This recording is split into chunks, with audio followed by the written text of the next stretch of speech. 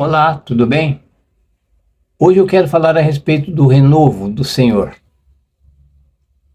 Em Judá existia um homem que viveu mais ou menos no século oitavo e o sétimo, antes de Cristo. Esse homem se chamava Isaías, era o profeta Isaías. E ele então fala a respeito da vinda do Senhor, as características, o sofrimento, a pregação, a expiação e finalmente mostra um Cristo poderoso. Então, o profeta Isaías também é chamado o profeta messiânico. Ele falou de todas as características do Senhor. Em Isaías 53, de 1 a 3, nós lemos: quem deu crédito à nossa pregação? E a quem se manifestou o braço do Senhor? Porque foi subindo como o renovo perante ele, e como uma raiz de terra seca, não tinha parecer nem formosura, e olhando nós para ele, nenhuma beleza víamos para que o desejássemos.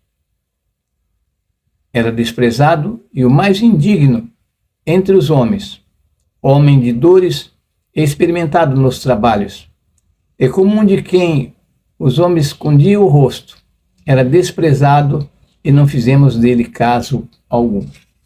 Então nós vemos que, na realidade, o Senhor Jesus não buscou chamar a atenção para si. Para ele o importante era levar a palavra do Pai. Ele era o resplendor da glória de Deus. Então ele fez de tudo para ser apenas um servo e um servo fiel. Também nós vemos que, na verdade, ele demonstrou, assim, o caráter de Deus. Mostrou que Deus não vê como o homem. Nós vemos as pessoas pelo exterior, pela aparência, condições físicas e sociais. Mas Deus vê o interior, o carisma, o caráter, o compromisso e fé. Eis as 4 qualidades que nos fazem nos aproximar de Deus. Nós vemos um exemplo disso em Jó. Jó 1:1 diz que ele era sincero, reto, temente a Deus e se desviava do mal. Então, Jó era perfeito. Seria hoje o crente perfeito. Oxalá nós, hoje os crentes, tivesse essas qualidades, e temos que ter, na verdade. Em Isaías 11:2, nós vemos a 7ª manifestação do Espírito de Deus. Então, são as bênçãos que Deus deu ao seu Filho. Então, não são 7 espíritos, são 7 manifestações do Espírito do Senhor. Então nós vemos que a sabedoria, a inteligência, o conselho, o conforto, a fortaleza, o conhecimento e o temor do Senhor. Nós vemos que Cristo foi equipado com a plenitude da graça do Pai. E nesta graça ele viveu e pôde, vamos dizer assim, realizar um trabalho que nenhum dos profetas antes conseguiu, e depois dele, ninguém consegue, a não ser estar no seu corpo, fazendo parte do seu ser. E diz assim, que com esta bagagem de graça e poder, ele pôde então, assim, apresentar em Isaías 61, ele diz: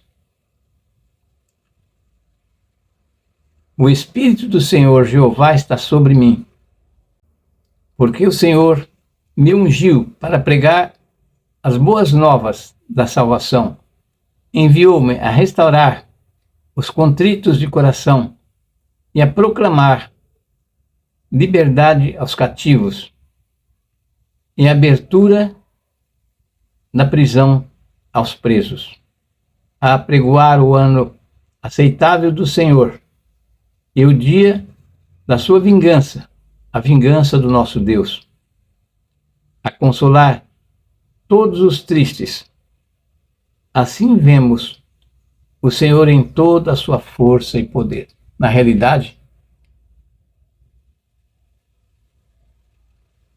ele veio representar o poder, a graça, a misericórdia do Pai. Ele era o resplendor da glória de Deus.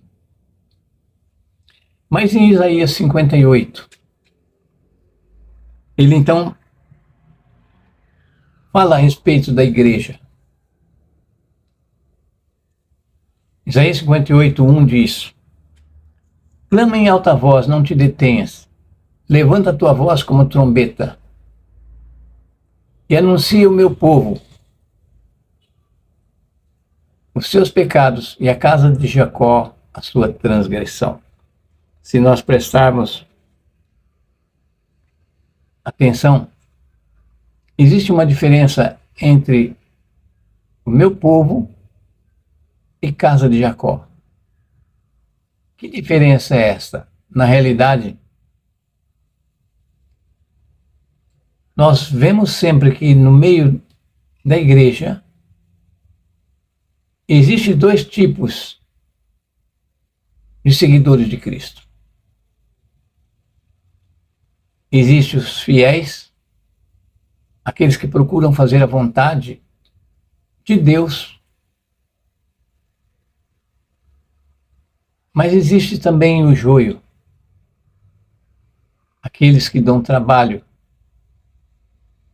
aqueles que são difamadores,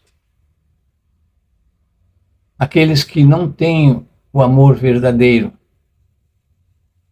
e está na casa do Senhor apenas por interesse. Então nós vemos, na realidade, quando fala para levantar a voz como trombeta, não é para estar gritando, mas devemos falar com firmeza, com coragem, com disposição, e num tom que dê para as pessoas ouvirem. Então, nós temos, vamos dizer assim, crescer na graça e no conhecimento. E temos que ser, vamos dizer assim, fiéis. Buscar a santificação. E aquele que está assim, torto, vamos dizer, nós vemos que a gente procura se levantar. Uma coisa que nos chama a atenção é que, na realidade, o Espírito Santo nos é dado para fazer o trabalho do evangelismo. Porque nós fomos lavados, nós fomos remidos. Nós fomos purificados. E por isso o Espírito de Deus veio morar em cada crente, cada cristão. E o Espírito, na verdade, não é para nos curar, porque já fomos curados. Não é para nos salvar, porque já fomos salvos na pessoa de Cristo Jesus. Então o verdadeiro missionário é o Espírito Santo. Quando o Senhor Jesus dizia: ninguém vem a mim se o Pai não o trouxer. Não me escolheste vós a mim, mas eu vos escolhi a vós. Então nós vemos que havia um trabalhar do Senhor Jesus com o Espírito Santo. Então o Espírito de Deus que passeia pela terra, que vê o sofrimento, que vê o desejo da pessoa de ter uma mudança, ele procura atrair a pessoa. No caso lá era atraía para Jesus. E ao mesmo tempo que usava Jesus para falar, também trabalhava no coração da pessoa para aceitar.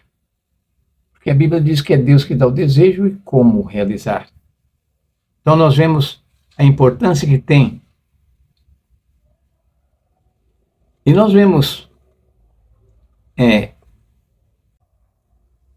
em Marcos 16, 15 a 18, que diz, né? Ide por todo o mundo e pregai o evangelho a toda criatura. Quem crer e for batizado será salvo, mas quem não crer será condenado. E na verdade nós vemos que muitas vezes nós aceitamos parte da mensagem. E a Bíblia diz que os sinais seguirão os que crerem. Então quer dizer que quem não faz, quem não cumpre, o que está escrito ali, na verdade, ele está duvidando. E dúvida é pecado. E pecado gera morte. Então nós vemos também em Mateus 10, falando a respeito das 10 virgens. 5 era prudente e 5 era louca.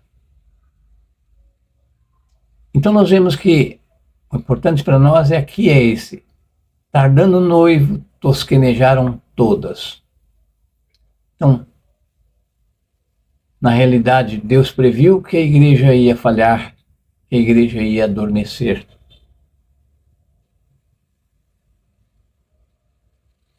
E aqui, nós vemos também,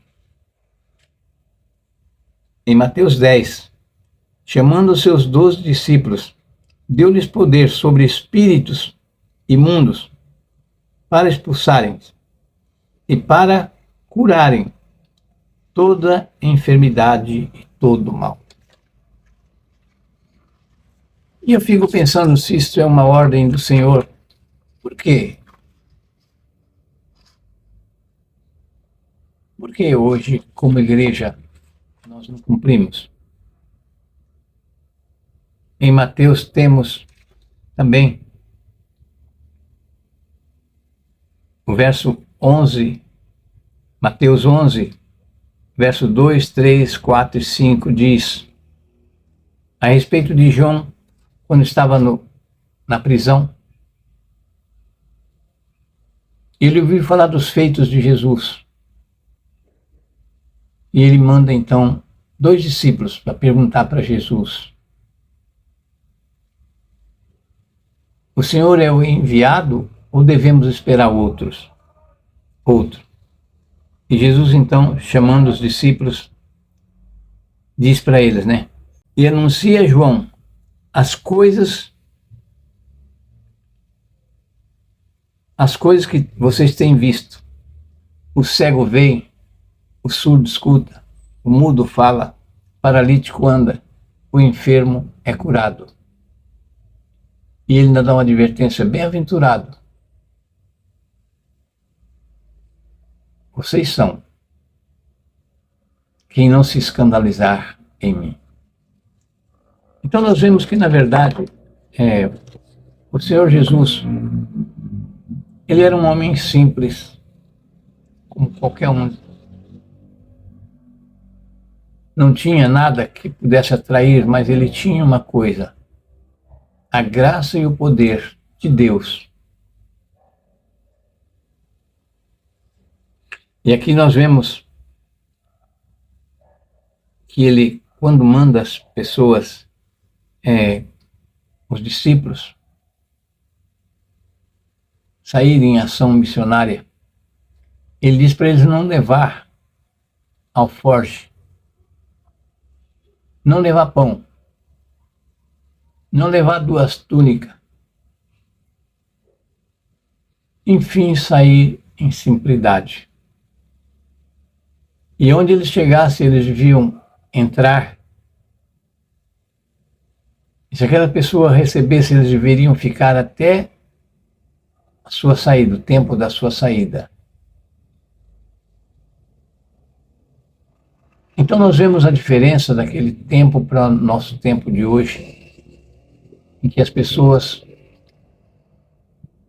pregam o Evangelho por interesse,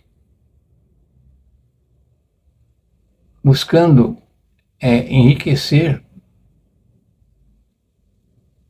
à custa da palavra de Deus.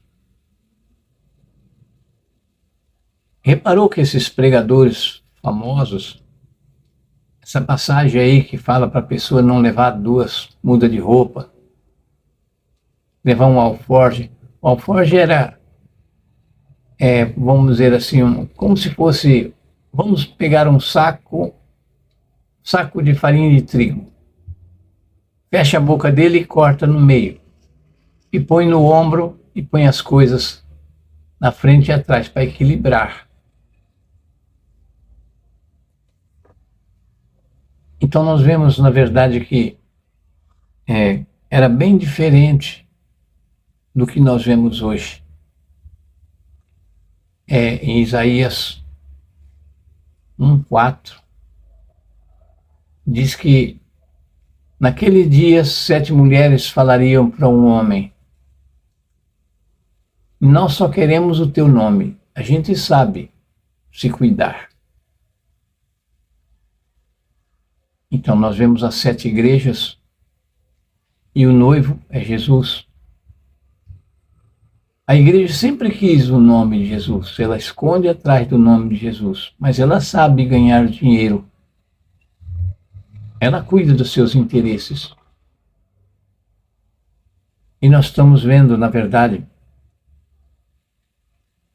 a fé, vamos dizer assim, se esvaindo, a ponto de Jesus dizer: acaso, quando vier o Filho do Homem, vai achar fé na terra? Louvado seja Deus, que vai ter os 144 mil e vai ter uma grande multidão. Que você e eu possam fazer parte dessa grande multidão. Então nós vemos que, na realidade, nem todos. Nós sabemos que em 8 bilhões de pessoas,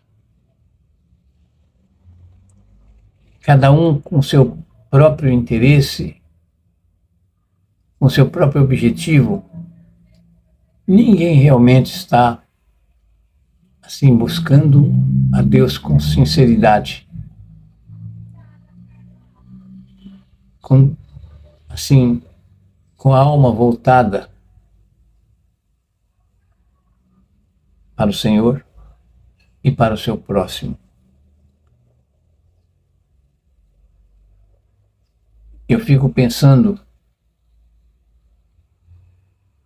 nós hoje estamos como igreja, ou como amantes do Senhor,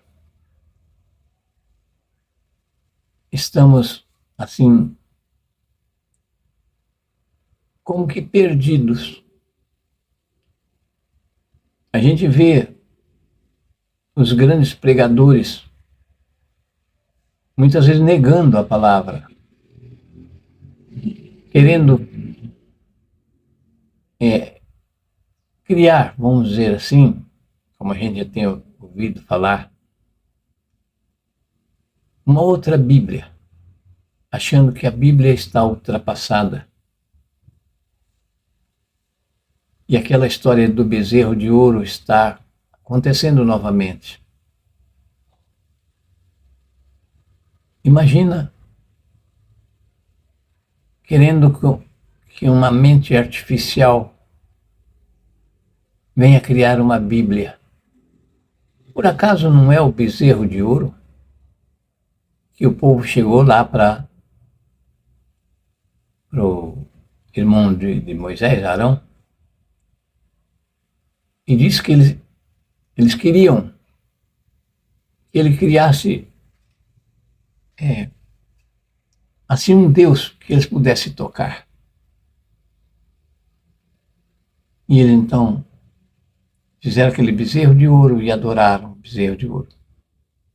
Por acaso, como pode uma máquina que não tem alma, não tem coração, não tem sentimento,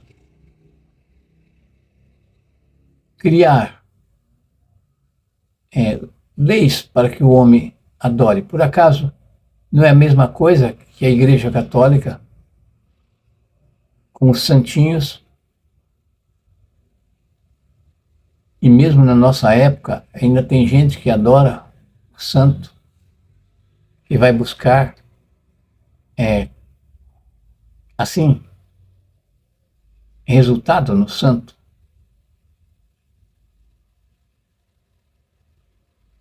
Então é sério, nós estamos mais ou menos como está lá em Isaías 29, de 9 a 14, que diz que os homens andam cambaleando na rua sem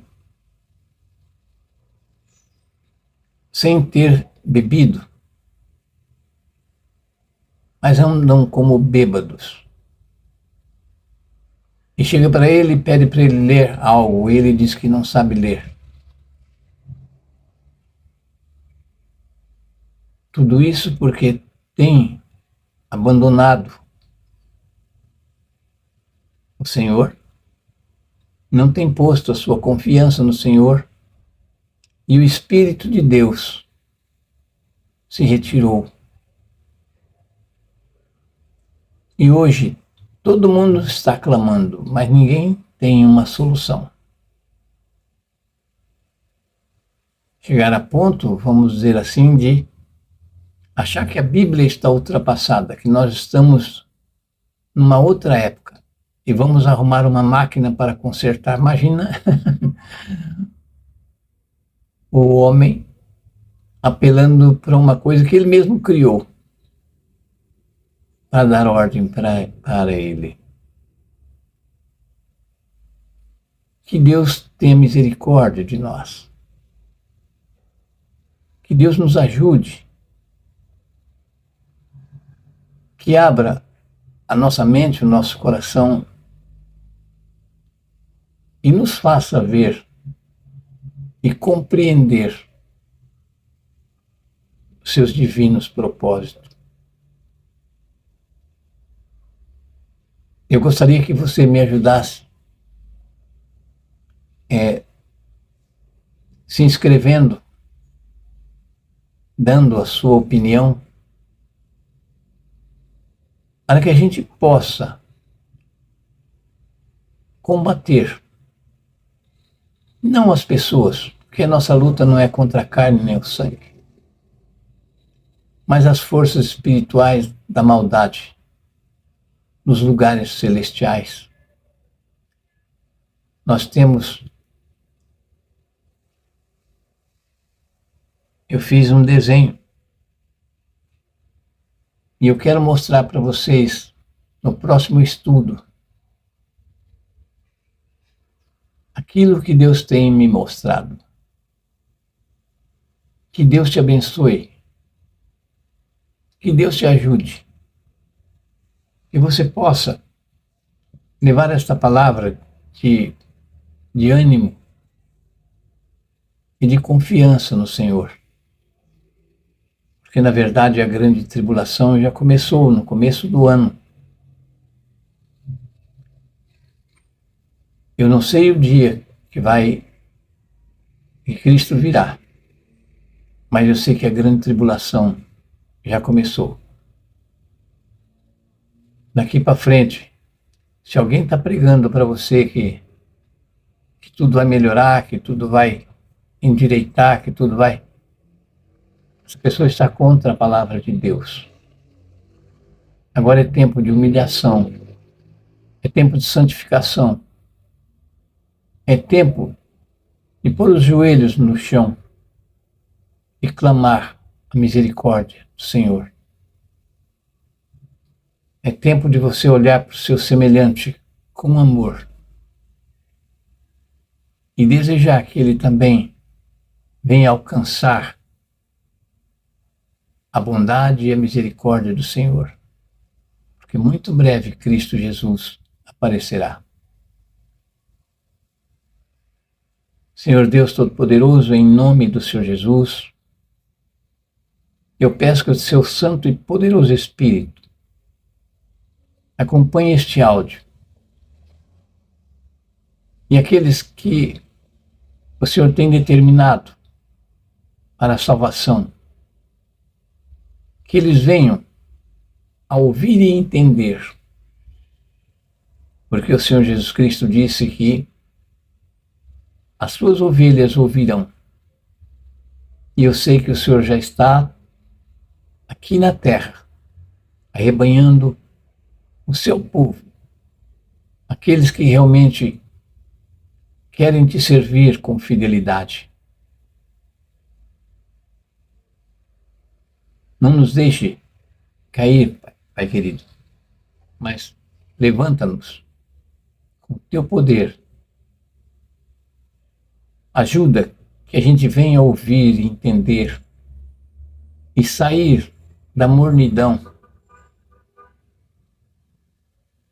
São bênçãos que nós pedimos em nome e por amor de Cristo Jesus. Amém.